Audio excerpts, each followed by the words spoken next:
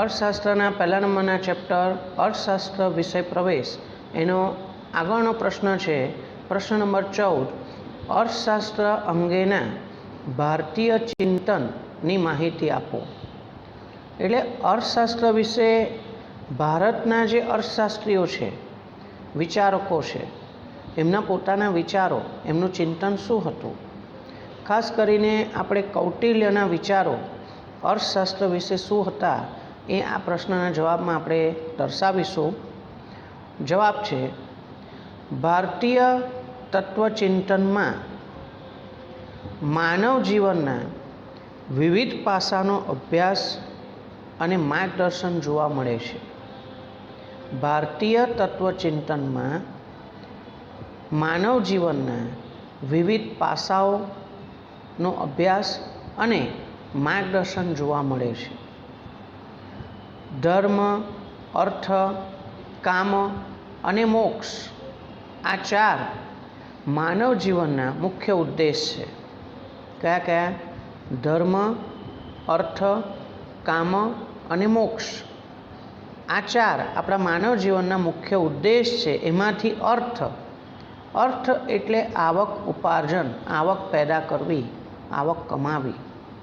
આપણે અર્થ માટે કરવામાં આવતી પ્રવૃત્તિ એટલે આવક સર્જન, આવક મેળવવા માટે જે પ્રવૃત્તિ કરવામાં આવે છે તેને અર્થશાસ્ત્ર સાથે સંબંધ છે, બરાબર। કશુંક મેળવવાની અપેક્ષા સાથે થતી પ્રવૃત્તિ એ અર્થપૂર્ણ પ્રવૃત્તિ છે। ફરીથી, કશુંક મેળવવાની અપેક્ષા સાથે થતી પ્રવૃત્તિ એ અર્થપૂર્ણ અથવા તો આર્થિક પ્રવૃત્તિ છે। દાખલા તરીકે વિદ્યાર્થીઓને શિક્ષક સ્કૂલમાં ભણાવે છે તો મહિનાના અંતે એને પગારની અપેક્ષા હોય છે। ડૉક્ટર દર્દીની સારવાર કરે છે તો એના બદલામાં એમને વળતર મળે છે, ફીસ મળે છે। જુદા જુદા લોકો જે કંઈ કામ કરે છે, જે પ્રવૃત્તિ કરે છે, જેની પાછળ કંઈક ને કંઈક વળતર, કશુંક વળતર, બદલાવ મેળવવાની અપેક્ષા હોય છે। ખેડૂત અનાજ ઉગાડે છે તો એ અનાજ ઉગાડીને એમાંથી પોતાની જરૂરિયાત પૂરતું અનાજ પોતે રાખશે અને વધારાનું અનાજ લોકોને વેચી દેશે। એવી અપેક્ષા હોય છે કે અનાજ વેચીને પોતે કમાણી કરી શકશે। એટલે દરેક વ્યક્તિ જે કંઈ પ્રવૃત્તિ કરે છે એમાં એને કંઈક મેળવવાની એને અપેક્ષા હોય છે। એ નાણાકીય લાભ હોય કે બિન નાણાકીય લાભ હોય, કોઈ વસ્તુ કે સેવા પણ મળી શકે છે તમને। આગળ, જીવન નિર્વાહ અને ભૌતિક સુખની પ્રાપ્તિ માટે અર્થ ઉપાર્જન કરવું એટલે કે આવક મેળવવી તે માણસનું કર્તવ્ય છે। ફરીથી, જીવન નિર્વાહ અને આ ભૌતિક સુખની પ્રાપ્તિ માટે અર્થોપાર્જન એટલે અર્થ ઉપાર્જન, આવક ઉપાર્જન એટલે પેદા કરવી, આવક કમાવી, આવક ઊભી કરવી, બરાબર। આપણે શેના માટે પૈસા કમાઈએ છીએ? તો આપણે જે આવક મેળવીએ છીએ એ આવકની મદદથી બજારમાંથી આપણને જોઈતી ચીજ વસ્તુઓ ખરીદી શકાય। એ વસ્તુઓ વાપરીને આપણને ભૌતિક સુખાકારી મળે છે, ભૌતિક રીતે આપણે સુખી હોઈએ એવું આપણને અહેસાસ થાય છે, એવું લાગે છે। એટલે માનવ જીવનના જે નિર્વાહ, આપણું જીવન ટકાવવા માટે આપણે ખોરાકની મૂળભૂત જરૂરિયાતો, ખોરાક, વસ્ત્ર, રહેઠાણની તો જરૂર છે જ, તે ઉપરાંત કેટલીક સુખ સગવડની પણ વસ્તુઓ જે ભૌતિક સ્વરૂપની છે, જે આપણે લાવતા હોઈએ છીએ, ખરીદતા હોઈએ છીએ, એના માટે તમારે પૈસા કમાવા પડે। તો એ માણસનું કર્તવ્ય છે કે આવક ઉપાર્જન કરો। આશરે 2500 વર્ષ પહેલાં કૌટિલ્ય, જેને આપણે ચાણક્યના નામથી પણ ઓળખીએ છીએ, આશરે 2500 વર્ષ પહેલાં કૌટિલ્ય કે ચાણક્ય તેમને માનવીની આર્થિક પ્રવૃત્તિ માટેનું ચિંતન રજૂ કર્યું હતું। આર્થિક પ્રવૃત્તિ માટેના વિચારો પોતાના રજૂ કર્યા હતા। કૌટિલ્ય અર્થશાસ્ત્રની વ્યાખ્યા આપતા એવું કહે છે કે મનુષ્યની વૃત્તિ અર્થ છે। મનુષ્યની વૃત્તિ અર્થ છે, એટલે મનુષ્ય આવક મેળવવાની વૃત્તિ દાનત ધરાવે છે. મનુષ્યના વસવાટવાળી ભૂમિ અર્થ છે, જે ભૂમિ પર જે પૃથ્વી પર માનવી વસે છે એ પૃથ્વી એ માનવી માટે આવક ઉપાર્જન કરવાનું એક સ્થળ છે, જગ્યા છે. મનુષ્યની વૃત્તિ અર્થ છે, મનુષ્યના વસવાટવાળી ભૂમિ અર્થ છે. તેવી પૃથ્વીના, કેવી પૃથ્વીના, જે પૃથ્વી પર માનવી વસે છે, જે પૃથ્વી આપણા માટે આવક પ્રાપ્તિનો એક સ્ત્રોત છે, બરાબર, એવી પૃથ્વીના લાભ અને પાલનના ઉપાયો દર્શાવતું શાસ્ત્ર એટલે અર્થશાસ્ત્ર. તો આપણે જે પૃથ્વી પર વસીએ છીએ, જે પૃથ્વી પર આપણે આવક કમાઈએ છીએ, એ પૃથ્વીને લાભ કેવી રીતે થઈ શકે? દાખલા તરીકે પર્યાવરણમાં પ્રદૂષણ ન ફેલાય, પર્યાવરણીય ગુણવત્તા જળવાઈ રહે, પાણીનો બગાડ ન થાય, બરાબર, તો એ માટે આપણે શું કરવું જોઈએ એ બધી બાબતોનો અભ્યાસ કરતું શાસ્ત્ર એ અર્થશાસ્ત્ર છે. ભારતીય ચિંતનમાં આર્થિક પ્રવૃત્તિ માત્ર અર્થ કેન્દ્રિત ન રહેતા માનવ કલ્યાણનો પણ વિચાર થતો હતો. એટલે આપણા ભારતીય ચિંતનમાં, ભારતીય અર્થતંત્રના અથવા આર્થિક વિચારોમાં આર્થિક પ્રવૃત્તિનો મતલબ માત્ર પૈસા કમાવા એવું નહીં, પણ માનવ જીવનની પણ, માનવ કલ્યાણની પણ એમાં વાત કરવામાં આવી છે કે માનવી પોતે સુખાકારી કેવી રીતે મેળવે છે, માનવીનું કલ્યાણ કેવી રીતે થાય છે, હ્યુમન વેલફેર, બરાબર, માનવીનું કલ્યાણ કેવી રીતે થાય છે. જુદી જુદી ચીજવસ્તુઓ અને સેવાઓના વપરાશથી આપણે જીવનમાં સુખી હોવાનો એક લાગણી અનુભવીએ છીએ. તો અહીં માનવ કલ્યાણનો પણ વિચાર થતો હતો. આમ કૌટિલ્યનું અર્થશાસ્ત્ર એને અર્થનીતિશાસ્ત્ર તરીકે પણ ઓળખવામાં આવતું હતું. કૌટિલ્યના અર્થશાસ્ત્રને અર્થનીતિશાસ્ત્ર કારણ કે એમને નીતિમત્તાની વાત કરી છે કે આપણે આપણા જીવનમાં કેવી નીતિથી ચાલવું જોઈએ, કેવી નીતિમત્તા હોવી જોઈએ, આર્થિક પ્રવૃત્તિ કરીને જ આપણે આપણા જરૂરિયાતોને સંતોષવી જોઈએ વગેરે. નીતિ શું હોવું જોઈએ, બરાબર, નીતિમત્તા શું હોવું જોઈએ એ આપણને બતાવે છે. શું સારું છે, શું ખરાબ છે, શું યોગ્ય છે, શું અયોગ્ય છે, શું સાચું છે, શું ખોટું છે, જો એ આપણને સમજી શકાય તો એ નીતિ છે. તો અર્થશાસ્ત્ર જે ચાણક્યનું કે કૌટિલ્યનું અર્થશાસ્ત્ર છે એ આપણને આવા વિચારો આપે છે, એવું સમજાવે છે, બરાબર. ઓકે, ચાલો આપણા પહેલા નંબરના ચેપ્ટર અર્થશાસ્ત્રનો વિષય પ્રવેશ, એમાં આગળનો પ્રશ્ન છે પ્રશ્ન નંબર 16. આંકડાકીય માહિતીને સંક્ષિપ્તમાં રજૂ કરવા માટે આકૃતિ અને આલેખ વધારે અનુકૂળ છે, સમજાવો. કેવી રીતે? એટલે આંકડાકીય માહિતીને ટૂંકમાં, સંક્ષિપ્તમાં, ટૂંકમાં રજૂ કરવી હોય તો આકૃતિ અને આલેખ કેવી રીતે વધારે અનુકૂળ છે? આકૃતિ અને આલેખ દ્વારા આપણે આંકડાકીય માહિતીને કેવી રીતે અનુકૂળ રીતે, સારી રીતે રજૂ કરી શકીએ છીએ, સમજાવો. જવાબ: આર્થિક અભ્યાસમાં આર્થિક બાબતોની આંકડાકીય માહિતીને સંક્ષિપ્તમાં રજૂ કરવા માટે આકૃતિ અને આલેખ ખૂબ મહત્ત્વના છે. આર્થિક અભ્યાસમાં આર્થિક બાબતો, હવે આર્થિક બાબતો એટલે કેવી?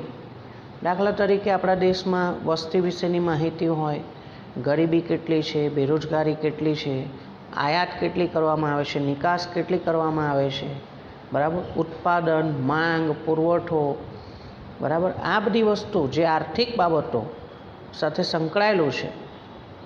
તો આની આંકડાકીય માહિતીને સંક્ષિપ્તમાં, ટૂંકમાં આપણે રજૂ કરવી હોય તો આકૃતિ કે આલેખ ખૂબ મહત્ત્વના છે.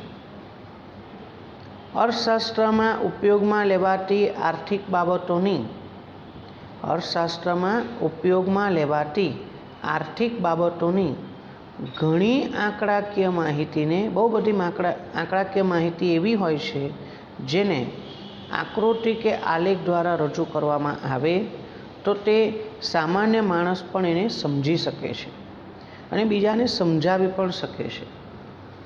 હવે કેવી રીતે, તો હું તમને કાલ્પનિક ઉદાહરણ આપીને સમજાવું કે દાખલા તરીકે જુદા જુદા વર્ષોમાં થયેલ વેચાણ 2015, 2016, 2017, 2018, 2019.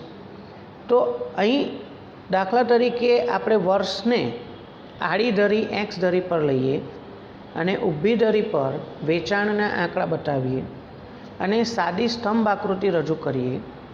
ધારો કે 2015માં વેચાણ 2 કરોડ હતું તો 2 કરોડ સુધીનો સ્તંભ દોરીએ. 2016માં વેચાણ વધીને 2 કરોડ 50 લાખ થયું તો ત્યાં સુધીનો સ્તંભ દોરીએ. 2017માં વેચાણ વધીને 3 કરોડ થયું તો સ્તંભ હજુ મોટો દોરીશું, ઊંચો આવશે 3 કરોડ સુધીનો. જેમ જેમ વેચાણ વધતું જાય છે તેમ તેમ સ્તંભની ઊંચાઈ વધતી જશે. એટલે સામાન્ય વ્યક્તિને પણ આપણે સમજાવી શકીએ કે જો આ જેમ જેમ સ્તંભ મોટો થાય છે તેમ તેમ વેચાણ વધી રહ્યું છે એવું બતાવે છે. તો અમુક વસ્તુ શું છે કે જે આંકડા આલેખમાં કે આકૃતિમાં રજૂ કરવામાં આવે ને તો સામેવાળા જલ્દી સમજી જાય. કદાચ તમને આ સંદર્ભે હું એવું ઉદાહરણ આપી શકું કે નાના બાળકોને જ્યારે આપણે અંગ્રેજી મૂળાક્ષરો બતાવવાના શીખવાડવાના હોય છે, ABCD, તો ધારો કે A ફોર એપલ, તો એને એપલનું ચિત્ર બતાવવામાં આવે છે કે જો બેટા આ એપલ છે. B ફોર બોલ, બોલ બતાવવામાં આવે છે ચિત્ર. એટલે શું, એના મગજમાં એનું ચિત્ર, એની ઇમેજ ફિક્સ થઈ જાય કે આ બી આને કહેવાય, B ફોર બોલ. C ફોર કેટ, બિલાડી બતાવો, કેટ. તો આ નાના બાળકોને પણ જો ચિત્ર દ્વારા સારી રીતે સમજાવી શકાતું હોય, બરાબર, તો એવી રીતે કોઈ પણ આર્થિક માહિતીને આકૃતિ કે આલેખમાં રજૂ કરીએ ચિત્ર દ્વારા તો એ સામેવાળાને સરળતાથી સમજાવી બી શકાય અને પોતે સમજીને કોઈ અન્યને પણ સમજાવી શકે છે. આવું સમજવાનું છે. નેક્સ્ટ, આકૃતિ કે આલેખ દ્વારા રજૂ થતી આંકડાકીય માહિતી તુલનાત્મક અભ્યાસના વલણો. હવે તુલનાત્મક અભ્યાસ એટલે શું? જ્યારે આપણે બે ચલ વચ્ચે સમય, સ્થળ કે ક્ષેત્ર આધારે તુલના કરવાની હોય. હવે ચલ એટલે શું? જે એકમ દીઠ બદલાતું હોય, સમય પ્રમાણે બદલાય, સ્થળ પ્રમાણે બદલાય, ક્ષેત્ર પ્રમાણે બદલાય. તો આ જે ફેરફાર આવે છે એની આપણે તુલના કરીએ છીએ, કમ્પેરિઝન કરીએ છીએ અને કમ્પેરિઝન કરીને એક ચોક્કસ તારણ કાઢીએ છીએ, અર્થઘટન કરીએ છીએ. તો 2011માં ભારતની વસ્તી આટલા કરોડ હતી, 121 કરોડ. એ વખતે ચીનની વસ્તી કેટલી હતી? ધારો કે 135 કરોડ. એવી રીતે 2011માં અમેરિકાની વસ્તી કેટલી હતી, જાપાનની વસ્તી કેટલી હતી? તો આપણે તુલના કરીએ છીએ. આ સ્થળ પ્રમાણે થઈ, સ્થળ જુદા જુદા દેશો, પણ આપણે આપણા જ દેશની વસ્તીને 2011ની વસ્તીને 2001 સાથે સરખાવો કે 2001માં આપણી વસ્તી કેટલી હતી? 103 કરોડ. પછી 2011માં કેટલી થઈ? 121 કરોડ. તો આ 10 વર્ષમાં આપણી વસ્તીમાં 18 કરોડનો વધારો થયો. હવે આવી માહિતી છે તુલના કરીને આકૃતિમાં જો રજૂ કરીએ તો એ સરળતાથી સમજી શકાય. એટલે આકૃતિ કે આલેખ દ્વારા જે માહિતી રજૂ થાય છે તેની તુલનાત્મક અભ્યાસ વલણો અને સિદ્ધાંતોની સચોટ છતાં ટૂંકમાં રજૂઆત કરે છે. વલણો, ટ્રેન્ડ કેવો ચાલી રહ્યો છે? ભારતમાં વસ્તી સતત વધી રહી છે, પણ વસ્તી વૃદ્ધિનો દર ઘટી રહ્યો છે. વસ્તી જે ઝડપથી વધવી જોઈએ એ વસ્તી વૃદ્ધિનો દર ઘટી રહ્યો છે. આપણા દેશની રાષ્ટ્રીય આવકમાં ખેતીનો ફાળો કેટલો હતો અને હવે કેટલો છે? તો આપણા દેશના રાષ્ટ્રીય આવકમાં 1951માં 50% કરતાં વધારે ખેતી ક્ષેત્રનો ફાળો હતો. 1951માં એ ક્રમશઃ ધીમે ધીમે ઘટી રહ્યો છે, પણ એની સામે સેવા વિભાગનો ફાળો સતત વધી રહ્યો છે. તો ખેતી ક્ષેત્રનો ફાળો ઘટી રહ્યો છે એ ઘટતું વલણ બતાવે છે, ફોલિંગ ટ્રેન્ડ બતાવે છે. સેવા વિભાગનો ફાળો વધી રહ્યો છે તે વધતું વલણ બતાવે છે. એટલે વલણ વધી રહ્યું છે આ કિંમત આંકડો વધી રહ્યો છે કે ઘટી રહ્યો છે, શું થઈ રહ્યું છે. અને સિદ્ધાંત અર્થશાસ્ત્રના સિદ્ધાંતોની ચોક્કસ સચોટપણે પરંતુ ટૂંકમાં રજૂઆત કરે છે. માંગનો નિયમ આપણે સમજાવવો હોય કે ભાઈ જો અન્ય પરિબળો સ્થિર રહે અને જો વસ્તુની કિંમત ઘટશે તો માંગ વિસ્તરવાની છે, વધવાની છે. એને આપણે આકૃતિ દ્વારા બતાવી શકીએ, સરળતાથી સમજાવી શકીએ. આકૃતિ કે આલેખ માહિતીને પ્રથમદર્શીય સમજૂતી આપે છે.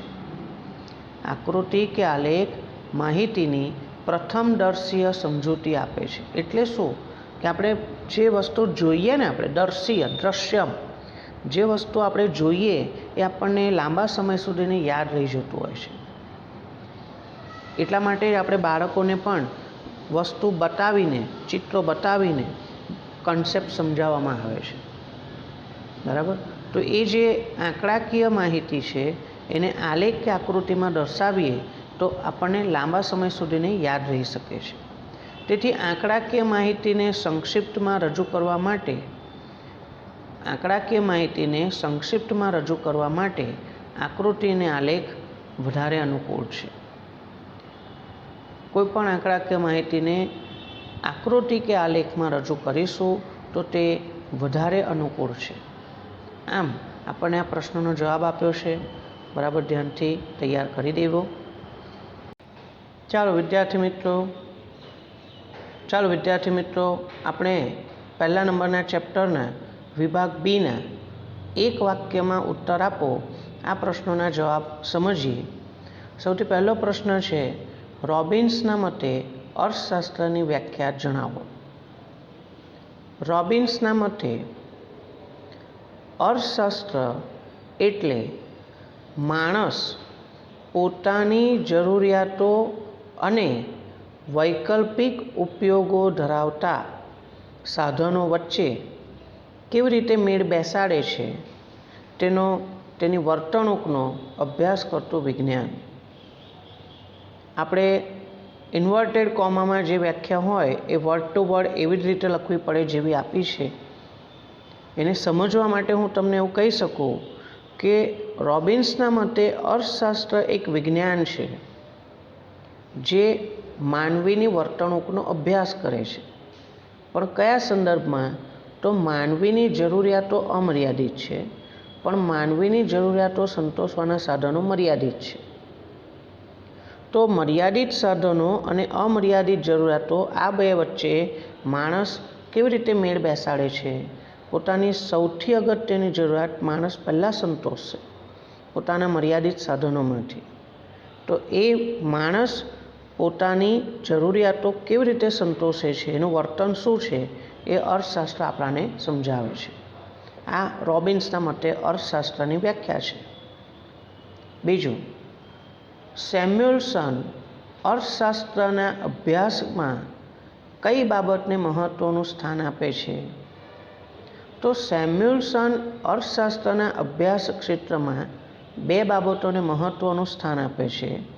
એક, સમાજની પસંદગીઓ, એટલે કે સમાજ કઈ વસ્તુ ઉત્પાદન કરવા માંગે છે, કેટલા પ્રમાણમાં, કઈ પદ્ધતિથી, દેશના લોકો માટે, સમાજના લોકો માટે કઈ વસ્તુ વધારે અગત્યની છે, અગ્રિમતા ધરાવે છે.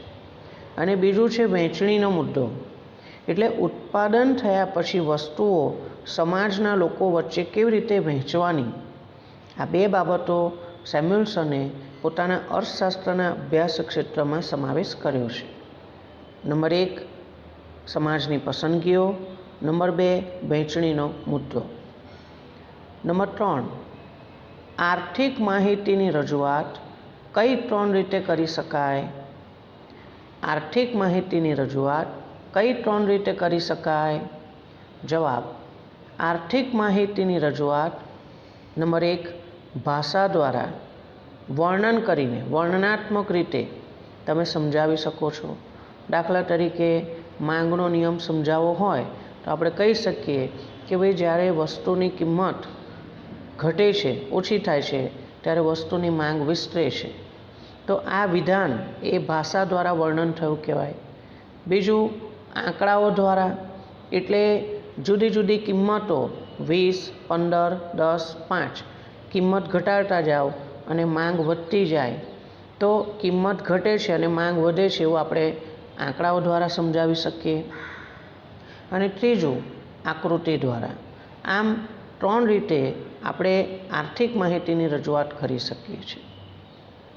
નંબર 4, સામાન્ય રીતે આકૃતિ કે આલેખમાં સ્વતંત્ર અને પરતંત્ર ચલ રાશિને કઈ ધરી પર દર્શાવવામાં આવે છે? તો સ્વતંત્ર ચલ સામાન્ય રીતે આપણે જેને સમય, સ્થળ કે ક્ષેત્ર કહીએ છીએ,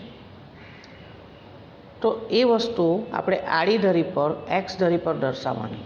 એક્સ ધરી પર સમય, સ્થળ અને ક્ષેત્ર. સામાન્ય રીતે આકૃતિ કે આલેખમાં સ્વતંત્ર ચલ જે એક્સ ધરી એટલે કે આડી ધરી પર દર્શાવવામાં આવે છે, પરંતુ ઊભી ધરી પર શું દર્શાવવાનું?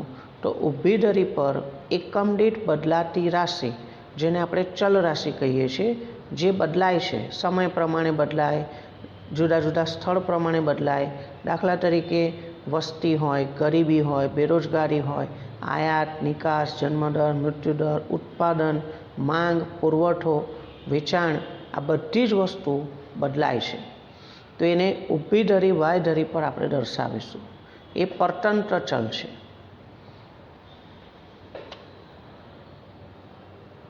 પાંચ, વૃત્તાંશ આકૃતિ એટલે શું? તો કુલ માહિતી માટે દોરવામાં આવેલ વર્તુળને તેના પેટા વિભાગોના આધારે આપણે અંશ અથવા તો વૃત્તાંશ મુજબ વિભાજિત કરી દઈએ છીએ અને આ રીતે જે આકૃતિ મળે છે તે વૃત્તાંશ આકૃતિ કહેવાય.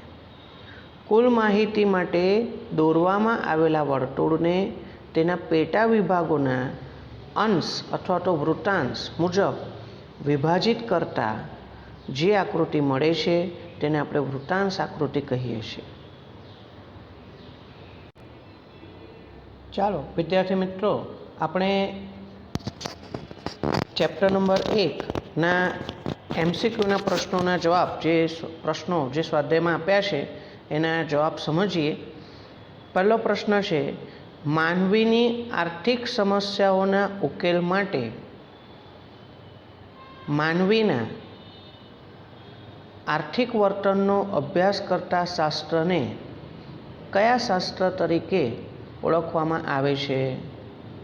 તો એનો જવાબ છે ઓપ્શન સી, અર્થશાસ્ત્ર. પ્રશ્ન નંબર 2, ઇકોનોમિક્સ શબ્દ કયા ગ્રીક શબ્દ ઉપરથી ઉતરી આવ્યો છે? તો એનો જવાબ છે ઓપ્શન એ, ઓઇકોનોમસ. OIKONOMOS, ઓઇકોનોમસ.